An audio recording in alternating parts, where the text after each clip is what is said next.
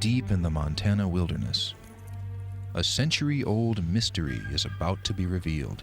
Who are you?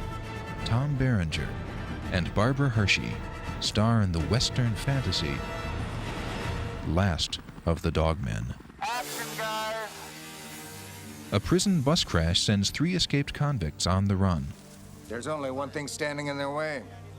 4,000 square miles of the roughest country God ever put on a map. Because he's in a particularly rough area, they need to go to civilian trackers, bounty hunters, more or less. That'll be $4,000 cash per man plus expenses. Tom Berenger is Lewis Gates, a down-on-his-luck cowboy and expert wilderness tracker who follows the convicts' trail deep into the uncharted Oxbow territory.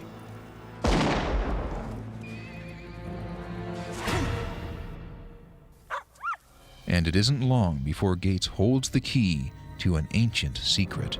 Yeah, he discovers an arrow in this meadow, gets his imagination going wild, thinking that it might Indians, who knows. Personally, I love those kind of stories. What if, you know, close encounters, what if, E.T., what if there were Indians still living in some remote part of a wilderness? It's quite a story. Barbara Hershey is Lillian Sloan, the anthropologist Gates turns to for help. For an anthropologist to stumble upon a tribe that's 150 years old and cut off from the world is like an astronomer meeting a Martian. It would be heaven to her. If there were Indians in the Oxbow, don't you think someone would have seen them by now? Not necessarily. You are in that case. So while she doesn't believe it, she has to see what's up. What is it you fellas say? We're burning daylight.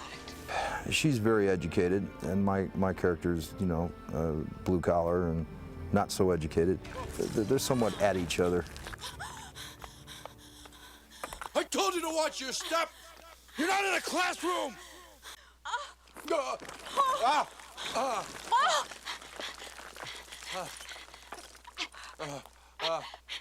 Feel free to discharge, Mr. Gates.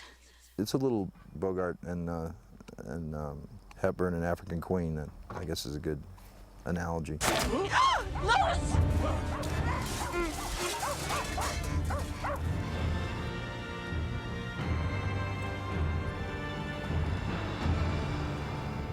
My God.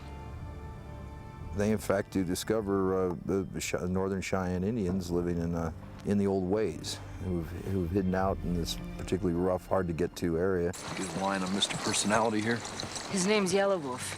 He's leader of the dog soldiers and the next in line to be chief. Within the Cheyenne culture, the Dogmen were a military society that was, actually they were sort of renegades. They were sort of like Green Berets. They were extremely brave, ferocious warriors.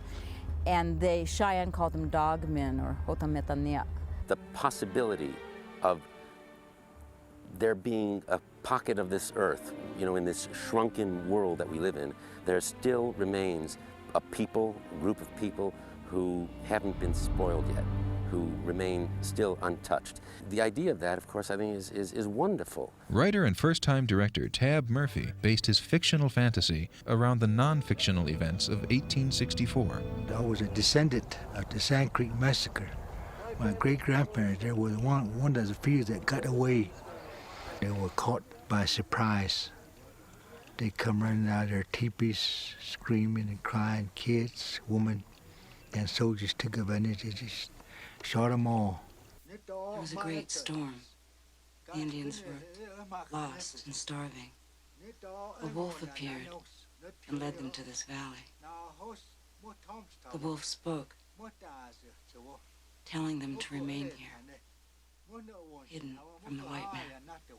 The power of the story is that you can get away with, you know, fantasy, but in the deep inset of the movie, there's a lot of reality in it. The filmmakers built on that reality by casting from both the northern and the southern Cheyenne Indian tribes. I said, I hope you guys will use mostly Cheyennes, because there are a lot of us descendants from them battles. They were happy and thrilled, actually, that a story was being told about their history And even though this movie really is fiction, it is based on a very real incident, and it's real for many of these people. There's a cave halfway up. It goes all the way through the waterfall. The presence of modern outsiders, however, poses a new threat to the Cheyennes' continued existence. It's kind of a catch-22, isn't it? They're missing persons. People are going to start looking for them. We can't let anything happen to these people. No one must ever find out. All right, men, mount up. The Yellow Wolf says there's no time. They should stay and fight. They'll get slaughtered. The Cheyenne or the troopers?